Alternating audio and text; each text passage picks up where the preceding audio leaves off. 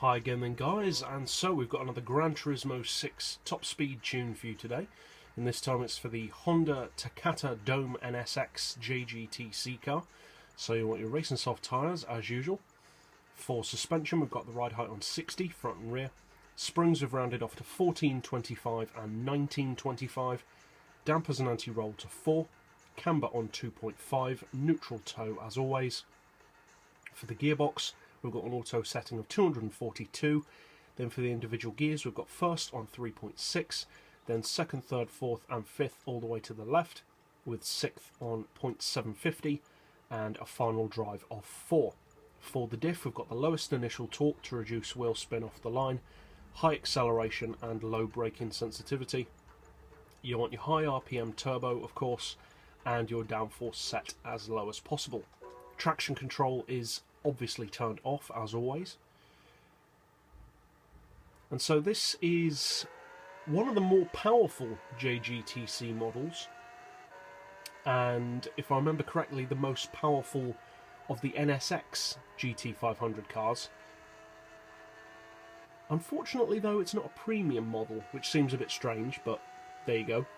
But in terms of performance, most of the JGTC cars tend to be around the same kind of top speed. They tend to vary between the 220 and 235 region. This one is one of the quicker models though. It has a cruising speed of about 235, 236, which is pretty good for a JGTC car, which even with the lowest downforce setting is not designed for top speed, and also still has a lot of aerodynamic drag and downforce working against it. So its performance is actually really good. It's faster than many other vehicles, especially race cars, with similar power, so its performance is actually very respectable. As far as draft potential, as you can see, you're fairly close to the red line, but there is some draft potential, around 500 or 600 RPMs worth. So you should be able to slipstream it up to maybe 255, 260 at best.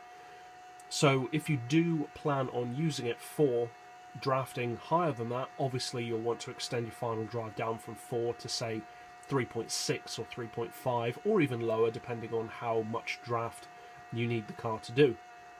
But most people probably won't be using this car as a special stage Route X racer anyway, so this top speed tune is more just for the car on its own, really. So if you do decide to use this tune, I hope you find it helpful and competitive of course, and if you haven't bought this particular NSX and you're a fan of JGTC cars, it is one of the quicker models in a straight line, so it is definitely worth buying.